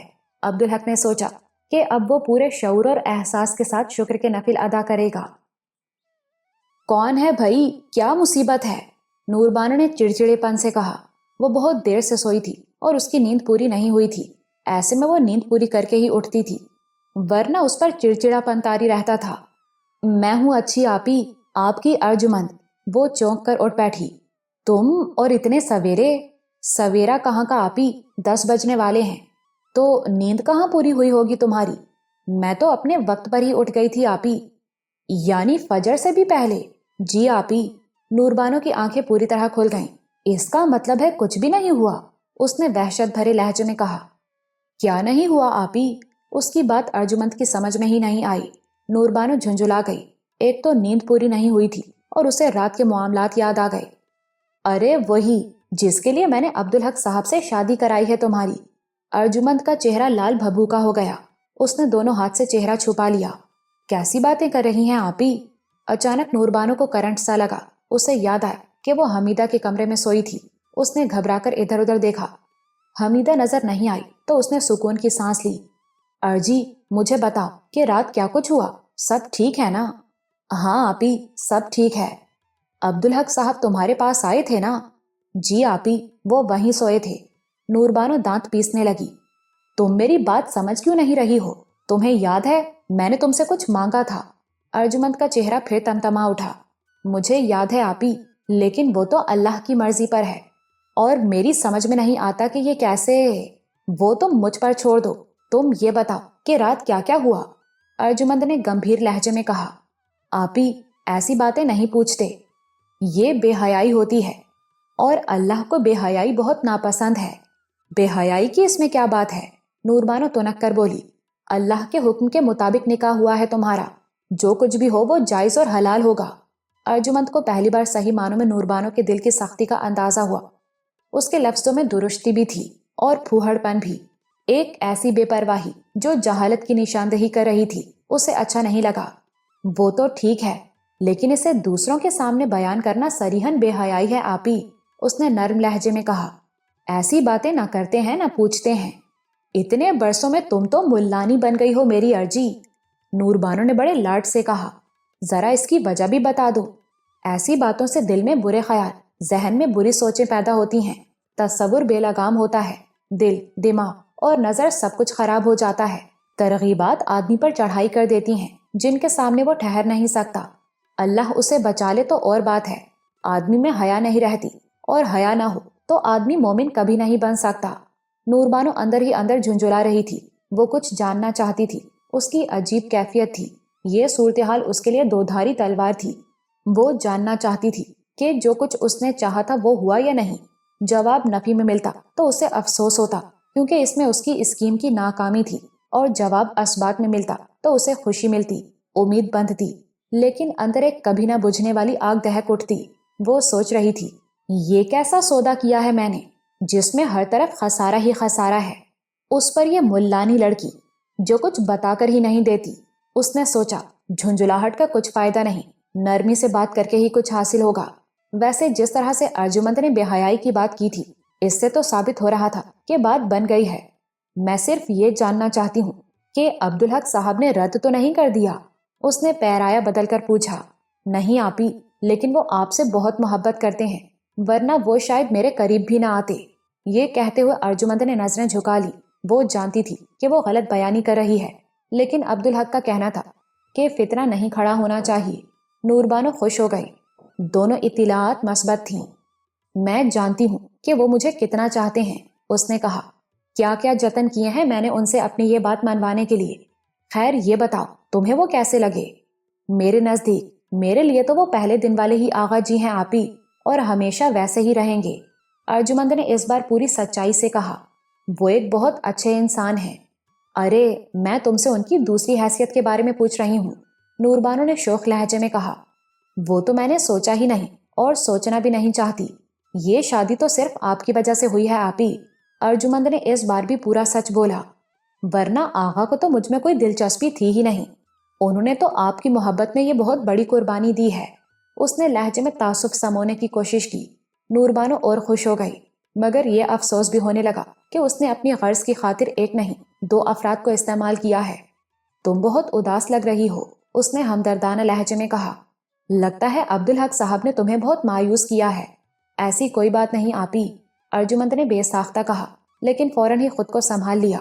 میں نے تو جب آپ کی بات مانی تھی تبھی یہ سمجھ لیا تھا کہ مجھے کوئی امید نہیں رکھنی۔ میرا کام تو صرف دینا ہے اور الحمدللہ میں اس میں خوش رہتی ہوں۔ ارجمند نے کچھ ایسے لہجے میں بات کی کہ نور بانو کا دل کٹ کر رہ گیا۔ اس نے ارجمند کو لپٹا لیا۔ یہ تمہارا مجھ پر احسان ہے، میں تو تمہیں کبھی اس کا صلہ نہیں دے سکتی، اللہ سے دعا کرتی ہوں۔ احسان کی بات نہ کیجیے آپی، میرا سرمایہ تو آپ کی دعائیں ہیں، بس تم میری آرزو پوری کر دو۔ یہ میرے بس کی بات نہیں آپی، سب اللہ کے ہاتھ میں ہے، ارجمند نے کہا، پھر اس کے لہجے میں الجھن در آئی۔ لیکن آپی میری سمجھ میں نہیں آتا کہ یہ کیسے ممکن۔ اس کی تم فکر نہ کرو، یہ مجھ پر چھوڑ دو۔ ٹھیک ہے آپی، اب تم جاؤ اور مجھے سونے دو، نور بانو نے کہا اور پھر لیٹ گئی۔ آپ بھول رہی ہیں آپی کہ میں آپ کو اٹھانے کے لیے آئی تھی۔ لیکن کیوں؟ ابھی میری نیند پوری نہیں ہوئی ہے۔ آج گھر میں تقریب ہے آپی، آپ کا ابھی اٹھنا بہت ضروری ہے۔ کیوں؟ آپ نظر نہ آئیں تو لوگ سمجھیں گے کہ اب آپ اپنے فیصلے پر پچھتا رہی ہیں، بلکہ کچھ تو یہ بھی سوچیں گے کہ یہ سب شاید آپ کی مرضی کے خلاف ہوا ہے، گویا یہ آپ پر ظلم ہے۔ پھر وہ لوگ میرے بارے میں کیا سوچیں گے؟ یہ تو میرے ساتھ زیادتی ہوگی آپی، میں نے تو صرف آپ کی خاطر۔ تم ٹھیک کہہ رہی ہو، نور بانو نے کہا اور اٹھ کر بیٹھ گئی۔ تم چلو میں آتی ہوں۔ ولیمے کی تقریب بھی بخیر و عافیت نمٹ گئی۔ اب مرحلہ اچھو میاں کے رخصت ہونے کا تھا۔ عبدالحق نے گاڑی نکالی، اس دوران حمیدہ نے انہیں ایک سفری بیگ لا کر دیا۔ یہ کیا ہے؟ اچھو میاں نے حیرت سے کہا۔ اس میں کچھ چیزیں ہیں آپ کے لیے، ہم سب کی طرف سے۔ مگر مجھے تو کسی چیز کی ضرورت نہیں، یہ ہماری ضرورت ہے۔ آپ اتنی اچھی جگہ جا رہے ہیں، ہم سب کو یاد رکھیے گا۔ میرے پاس یاد رکھنے کے لیے آپ سب کے سوا ہے ہی کون؟ اور یہ آپ کا حق بھی ہے، آخر آپ ہمارے سمدھی ہیں۔ اچھو میاں نے بیگ لے لیا، انہیں چھوڑنے کے لیے ارجمند بھی ساتھ گئی۔ عبدالحق نے اس بار بھی ان دونوں کو پچھلی نشست پر بٹھایا تھا۔ آپ واپس کب آئیں گے نانا؟ ارجمند نے راستے میں ان سے پوچھا۔ سچ کہوں بیٹا تو میں واپس آنا ہی نہیں چاہتا، آگے جو اللہ کی مرضی۔ آپ کو مجھ سے ذرا بھی محبت نہیں؟ ارجمند کے لہجے میں شکایت تھی۔ اتنی محبت ہے کہ تم سوچ بھی نہیں سکتی۔ اللہ کے دربار میں بیٹھ کر تمہیں یاد کرتا رہوں گا اور دعائیں کرتا رہوں گا تمہارے لیے۔ عبدالحق نے گاڑی روک دی اور پلٹ کر پیچھے دیکھا۔ ارجمند اچھو میاں سے لپٹ گئی۔ آپ مجھے بہت یاد آئیں گے نانا۔ میں بھی تمہیں ہمیشہ یاد رکھوں گا میری بچی۔ میرا دل رونے کو چاہ رہا ہے نانا، تو رو لو میری بچی، آنسو تو بڑی نعمت ہوتے ہیں۔ میں روتی اور اتنا روتی کہ روتے روتے مر جاتی، لیکن میں نہیں روؤں گی نانا۔ کیوں بٹیا؟ ایک تو مجبوری ہے کہ وعدہ خلافی نہیں کر سکتی۔ یہ کہتے ہوئے ارجمند نے عبدالحق کی طرف کنکھیوں سے دیکھا، وہ انہیں ہی دیکھ رہا تھا۔ دوسرے آپ اتنی اچھی جگہ جا رہے ہیں کہ رونا ناشکرا پن ہوگا۔ تم بہت سمجھدار ہو بیٹا، اچھو میاں نے بڑی محبت سے کہا۔ اچھا اب ہم چلتے ہیں، فی امان اللہ، ہمارے لیے دعا کرتی رہنا۔ فی امان اللہ نانا جان۔ عبدالحق نے دروازہ کھولا اور اچھو میاں بیگ لے کر نیچے اترے۔ بیگ نیچے رکھ کر انہوں نے عبدالحق کو لپٹا لیا۔ میری ارجی کا خیال رکھنا بیٹے، اور اپنا بھی، انہوں نے کہا۔ آپ بے فکر رہیں، بس ہمارے لیے دعا کرتے رہیں، فی امان اللہ۔ کار میں بیٹھی ارجمند اور باہر کھڑا عبدالحق انہیں جاتا دیکھتے رہے۔ دروازے پر پہنچ کر اچھو میاں پلٹے، انہوں نے انہیں دیکھ کر ہاتھ ہلایا اور پھر سمٹ کر دروازے میں داخل ہو گئے۔ کار کا دروازہ اب بھی کھلا ہوا تھا۔ ارجمند اتری۔ اب میں آگے بیٹھوں گی۔ شکریہ ارجمند۔ واپسی جاتے ہوئے عبدالحق نے اس سے پوچھا، تو تم میرے وعدے کی وجہ سے نہیں روئیں؟ جی، آپ نے اپنا وعدہ پورا کر دیا، تو میں وعدہ خلافی کیسے کر سکتی ہوں؟ اس کی آواز بھر آ گئی۔ عبدالحق نے کنکھیوں سے اسے دیکھا، اس کی آنکھیں بھیگی ہوئی تھیں۔ میں تمہیں اجازت دے رہا ہوں، تم رو سکتی ہو، اس نے محبت سے کہا۔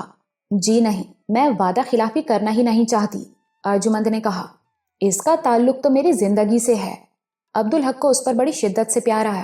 کیسی سچی اور مضبوط لڑکی ہے یہ، اس نے سوچا۔ اس پر ہر طرح سے اعتبار کیا جا سکتا ہے۔ جس وقت ارجمند نے نوربانو سے پوچھا تھا کہ یہ کیسے ہوگا، تو اس نے بڑے اعتماد سے کہا تھا، یہ مجھ پر چھوڑ دو، تم اس کی فکر نہ کرو۔ لیکن وہ اس پر پورے دن سوچتی رہی اور حیران ہوتی رہی، واقعی یہ کیسے ممکن ہے؟ اور اس نے بچوں کسی اس سوچ کے تحت اپنے شوہر کو کسی اور کے سپرد کر دیا۔ یہ تو بڑی نادانی کی اس نے۔ کہتے ہیں چاند چڑھتا ہے تو دنیا دیکھتی ہے، یہ تو چاند سے بھی بڑا معاملہ تھا۔ چاند کو تو کبھی کبھی گھٹا بھی چھپا لیتی ہے، لیکن حاملہ عورت کا پیٹ کہاں چھپتا ہے؟ اور یہاں تو اسے ایک نہیں، دو انہونیاں درپیش تھیں، یعنی اسے ارجمند کا پیٹ چھپانا تھا اور خود کو حاملہ دکھانا تھا۔ یہ کیسے ہوگا؟ یہ کیسے ہو سکتا ہے؟ پورے دن وہ یہ سوچ سوچ کر پاگل ہوتی رہی۔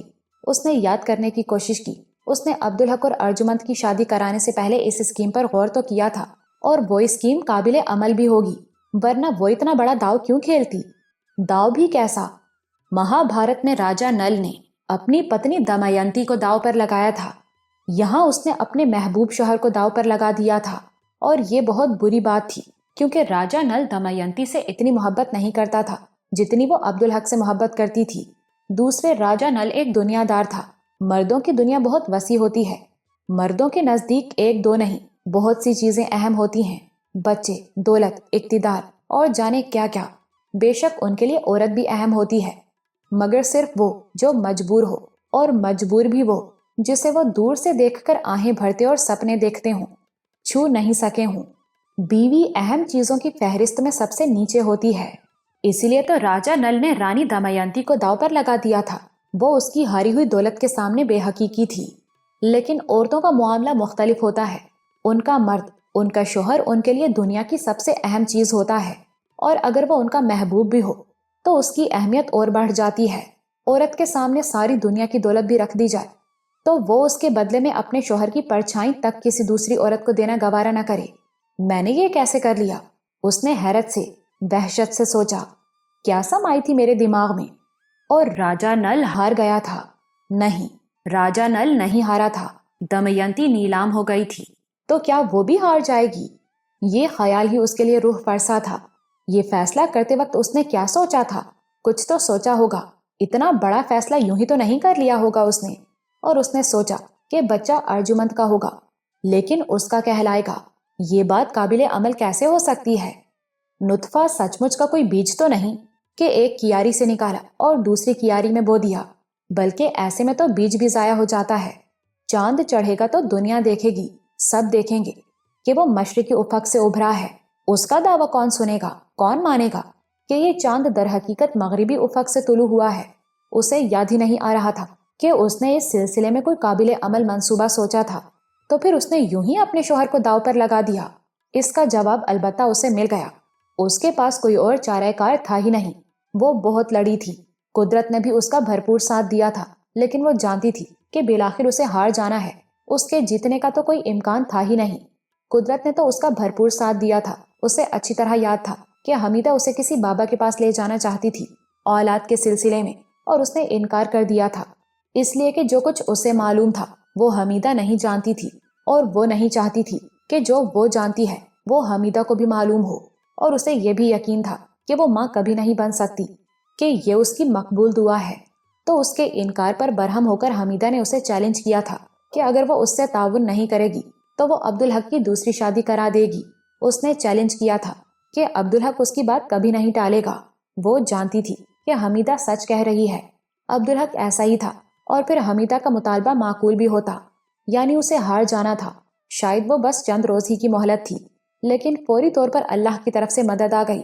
سان نہ گمان، ایک دم سے عبدالحق کا ٹرانسفر کراچی ہو گیا۔ بات ٹل گئی اور وہ بچ گئی، لیکن اس یقینی شکست کا خدشہ سائے کی طرح اس کے ساتھ لگا رہا۔ اسے ڈر تھا کہ حمیدہ وہاں رشتہ تیار رکھے گی، اور وہ چند روز کے لیے بھی لاہور جائیں گے تو حمیدہ عبدالحق کی دوسری شادی کرا دے گی۔ نتیجہ یہ نکلا کہ وہ لاہور کے نام سے بھی ڈرنے لگی، لیکن ان کا لاہور نہ جانا نہ صرف غیر فطری تھا بلکہ ناممکن بھی تھا، لیکن اس نے اس ناممکن کو ممکن بنائے رکھا، وہ بھی 1 2 نہیں 7 برس تک۔ کیسی کیسی مکاریاں کی اس نے، بلکہ شاید اس کے نتیجے میں اس نے ایک خوفناک بیماری پال لی۔ جس درد سے تڑپنے کی وہ اداکاری کرتی تھی، اس سے بھی خوفناک درد اسے سچ مچ ہونے لگا، ایسا درد کہ اسے اپنی موت اور صاف نظر آنے لگی۔ تب وہ خود سے ہی ہار گئی۔ ایسا درد اور تنہائی، وہ خود ہی لاہور جانے کے لیے تڑپنے لگی، لیکن وہاں وہی خدشہ درپیش تھا۔ اس کے لیے اس نے فیصلہ کر لیا کہ وہ یہ کام حمیدہ کو کیوں کرنے دے، خود ہی یہ شادی کرا دے۔ صحرا بھی اس کے سر بندھے گا اور سبھی اس کی عظمت کو سلام کریں گے۔ اس میں یہ بھی تھا کہ ارجمند دنیا میں وہ واحد ہستی تھی جس سے وہ سچ مچ محبت کرتی تھی، اور ارجمند بھی اسے بہت چاہتی تھی۔ وہ اس کے لیے کوئی بھی قربانی دے سکتی تھی، اور عبدالحق سے شادی کر کے اس نے یہ بات ثابت بھی کر دی۔ وہ جانتی تھی کہ ارجمند اس سے ہر ممکن تعاون کرے گی۔ سوال یہ تھا کہ ہونے والا بچہ ارجمند کا نہیں بلکہ اس کا ہے، یہ وہ دنیا کو کیسے دکھا سکے گی؟ مایوسی کی آخری حد کو چھونے کے بعد اس کے اندر ایک یقین ابھرا، ارجمند کی وجہ سے یہ دور ازگار امکان کسی نہ کسی طرح حقیقت میں بدل سکتا ہے۔ کچھ عجب نہیں کہ قدرت پہلے کی طرح پھر اس کی مدد کرے۔ وہ جیسے مایوس ہوئی تھی ویسے ہی مطمئن بھی ہو گئی۔ اب اسے دوسرے محاذ کی فکر کرنی تھی۔ یہ محاذ بھی آسان نہیں تھا۔ وہ جانتی تھی کہ اس کی اپنی شکل و صورت معمولی ہے، جبکہ ارجمند تو یقیناً حسین ترین لڑکیوں میں سے ہے۔ یہ مرد ہوتے ہی دل پھینک ہیں۔ یہ بھی تو ہو سکتا ہے کہ ارجمند جیسی حسین بیوی کو پا کر عبدالحق اسی کا ہو جائے اور پرانی بیوی کو دل سے نکال پھینکے۔ اگرچہ یہ مسئلہ محض چند روز کا ہے، چھٹیاں ختم ہوں گی اور عبدالحق کراچی چلا جائے گا، پھر کہاں وہ اور کہاں ارجمند۔ بے شک وہ خود بھی عبدالحق کی قربت سے محروم رہے گی، لیکن یہ کوئی ایسی بڑی بات نہیں۔ اس نے سوچ لیا کہ اب اسے ہر چال بہت سوچ سمجھ کر چلنی ہے۔ وہ عبدالحق کے لیے بڑی آزمائش کی رات تھی۔ نواب صاحب کو رخصت کر کے آنے کے بعد وہ زندگی کے اس نئے موڑ کے بارے میں سوچتا رہا تھا۔ پچھلے 24 گھنٹوں کے دوران اس پر زندگی کی بڑی بڑی حقیقتیں آشکار ہوئی تھیں۔ ایک اچھی بیوی کو کیسا ہونا چاہیے، یہ اس نے ارجمند کو دیکھ کر سمجھا تھا، لیکن ساتھ ہی اس نے یہ بھی سمجھ لیا تھا کہ نور بانو اچھی بیوی ہرگز نہیں ہے۔ اس نے اپنے دل کو ٹٹولا۔ نور بانو کی محبت اب بھی پہلے جیسی ہی تھی، اس میں کوئی کمی نہیں ہوئی تھی، لیکن دل کے ایک گوشے میں ارجمند کی محبت کا ننھا سا کلا بھی سر اٹھا رہا تھا۔ وہ حقیقت پسند آدمی تھا۔ دونوں بیویوں کا موازنہ کرنا فطری بات تھی، اور موازنے کا نتیجہ بالکل صاف اور واضح تھا۔ وہ طبعاً نزاکت اور خوبصورتی کو پسند کرنے والا تھا۔ ارجمند ایسی لڑکی تھی کہ عبدالحق نے ایسا حسن کبھی نہیں دیکھا تھا۔ ظاہری حسن کے معاملے میں اس کا اور نور بانو کا کوئی مقابلہ ہی نہیں تھا۔ عبدالحق کو اعتراف کرنا پڑا کہ نور بانو میں اس کے لیے ایک خاص اور غیر معمولی کشش ہے، ورنہ عام اور غیر جانبدار نظر سے دیکھا جائے تو وہ کسی اعتبار سے بھی نہ تو خوبصورت ہے اور نہ ہی نازک۔ اب پتہ چلے گا کہ میری محبت کس درجے کی ہے، اس نے سوچا۔ اور ارجمند باطنی اعتبار سے بھی بہت خوبصورت تھی۔ اللہ کا خوف اس کی شخصیت کا جزو اعظم تھا، یعنی ظاہری طور پر وہ جتنی حسین تھی، باطنی طور پر اس سے کہیں زیادہ حسین تھی۔ جبکہ نور بانو کی فطری کمزوریوں سے وہ خوب آگاہ تھا، بلکہ بعض سے تو وہ نالاں تھا۔ اگر اسے نور بانو سے محبت نہ ہوتی تو وہ ان کمزوریوں کو کبھی برداشت نہ کر پاتا۔ دوسری طرف وہ دین سے اور اللہ سے تقریباً بے تعلق ہی تھی۔ شادی کے بعد وہ نماز اور قرآن سے دور ہو گئی تھی۔ یہ بات عبرتناک بھی تھی، اور عبدالحق کو اس پر شرم بھی آتی تھی۔ اکثر وہ سوچتا کہ وہ تو باقاعدگی سے نماز اور قرآن پڑھتی تھی، شادی کے بعد دور ہوئی تو یقیناً اس میں اس کا کوئی قصور ہے۔ لیکن ایک بات عبدالحق کی سمجھ میں آ گئی، کسی کو خوش الہانی کے ساتھ قرآن کی تلاوت کرتے سن کر یہ رائے قائم نہیں کی جا سکتی کہ وہ دیندار بھی ہے۔ کسی کا بہت اچھا قاری یا محض حافظ ہونا اس بات کی دلیل نہیں کہ وہ بہت اچھا مسلمان بھی ہے۔ اللہ نے قرآن کو انسانوں کی ہدایت اور رہنمائی کے لیے اتارا ہے، محض اس لیے نہیں کہ نہایت خوش الہانی کے ساتھ پڑھ لیا جائے، دوسروں کو سنا دیا جائے اور اس کے بعد اسے چوم کر طاق پر رکھ دیا جائے۔ ہدایت اور رہنمائی تو اس وقت حاصل ہوگی جب آپ سمجھ کر پڑھیں اور غور کریں، اور بات صرف زبان کی نہیں۔ اہل زبان تو قرآن کی ہر آیت کا مفہوم سمجھ سکتے ہیں، پھر بھی اللہ نے حکم دیا کہ اسے پڑھو اور اس پر غور کرو، اس لیے کہ بات صرف مفہوم کی نہیں، لفظوں میں چھپی ہوئی ان حکمتوں کی ہے جنہیں جستجو کرنے والے قیامت تک ڈھونڈتے رہیں گے، لیکن پوری طرح نہیں سمجھ پائیں گے۔ تو اب ایسے میں عربی زبان سے ناواقف شخص اسے طوطے کی طرح دہراتا چلا جائے اور اسے مطلب ایک لفظ بھی معلوم نہ ہو تو دوسروں کی تو بات الگ، خود اسے ہی کیا فائدہ پہنچے گا۔ نور بانو کی محبت اس کے لیے بہت قیمتی تھی، اس محبت کا اس پر بڑا احسان تھا بنیادی طور پر وہ محبت اسے نوربانو کی آواز سے ہوئی تھی، لیکن اس آواز نے اس پر رحمتوں کے، راہ حق کے کتنے دروازے کھول دیے تھے۔ وہ آواز اسے عربی زبان کی طرف لے گئی تھی۔ اس آواز نے اسے عربی زبان کی محبت سونپی تھی، اور پھر اس آواز میں سورہ ملک سن کر ہی اس پر ایمان کا دروازہ کھلا تھا۔ اس نے عربی نہ سیکھی ہوتی اور وہ ان آیات کا مطلب نہ سمجھتا تو کیسے اس پر اس کلام کے برحق ہونے کی گواہی کھلتی؟ بے شک نوربانو کی محبت نے اس پر زندگی کا سب سے بڑا احسان کیا تھا، اس کو کائنات کی سب سے بڑی نعمت دلوائی تھی۔ شاید اس لیے وہ اس کی ناقابل برداشت باتیں بھی برداشت کر لیتا تھا۔ اس محبت کی اساس بہت مضبوط تھی، لیکن وہ آواز جس کی محبت نے اسے یہاں تک پہنچایا تھا، شادی کے بعد اس آواز میں قرآن سننے کو وہ ترس گیا تھا۔ وہ دنیا بھر کی باتیں کرتی تھی لیکن قرآن نہیں پڑھتی تھی۔ اسی سورہ ملک کی قرات اس نے گزشتہ رات ارجمند کی آواز میں سنی تھی۔ اس سے پہلے بھی وہ ایک بار ارجمند سے سورہ ملک سن چکا تھا، مگر وہ 7 برس پہلے کی بات تھی اور جب میں اور اب میں بہت فرق تھا۔ پہلی بار بھی اسے دل میں اعتراف کرنا پڑا تھا کہ ارجمند کی قرات نوربانو کی قرات سے زیادہ اچھی ہے، لیکن گزشتہ رات کی تو بات ہی اور تھی۔ فرق اس کی سمجھ میں واضح طور پر آ گیا تھا۔ پہلی بار وہ محض قرات تھی، جبکہ گزشتہ رات ارجمند کی آواز اور لہجے کا اتار چڑھاؤ اس صورت مبارکہ کی ہر آیت سے پوری طرح ہم آہنگ تھا۔ اللہ کی بے مثال قدرت کا بیان کرنے والی آیات میں اس کے لہجے میں دبدبا تھا، جو سننے والے کے دل کو اپنے رب کے حضور سجدہ ریز کر دینے والی عاجزی سے معمور کر دیتا تھا۔ اور جہنم اور اہل جہنم کا بیان کرنے والی آیات میں اس کے لہجے میں دل کو لرزا دینے والی ہیبت اور تنبیہ تھی۔ اور جنت اور اللہ کے انعامات کے بیان والی آیات میں لہجے میں نرمی، مٹھاس اور خوشخبری تھی۔ احساس ہوتا تھا کہ تلاوت کرنے والا ہر آیت کا مفہوم سمجھ رہا ہے۔ عبدالحق ماضی میں دہلی کی اس مبارک رات کی طرف چلا گیا۔ اسے یاد تھا کہ اس نے سورہ ملک کی ابتدائی آیات سنی، عربی اس نے پڑھی اور سیکھی تھی۔ ان آیات کا ہلکا سا خاکہ اس کے ذہن میں ابھرا۔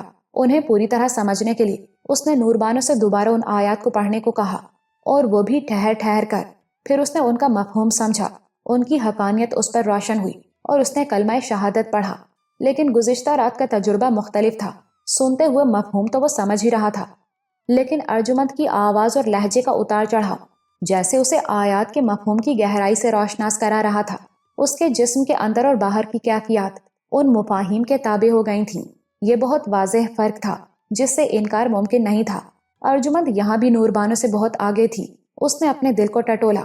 وہاں نوربانو کی محبت چاند کی طرح تھی، جبکہ ارجمند کی محبت محض ایک ٹمٹماتے ہوئے دیے کی طرح تھی۔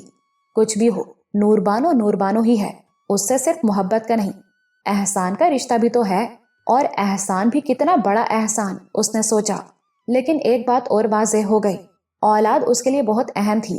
نوربانو کی محبت کی خاطر وہ اس اہمیت کو خود سے بھی چھپا کر رکھتا تھا، لیکن اب ایک مضبوط امکان سامنے آنے پر وہ اہمیت کھل کر سامنے آ گئی تھی، اور یہ رات نوربانو کی رات تھی۔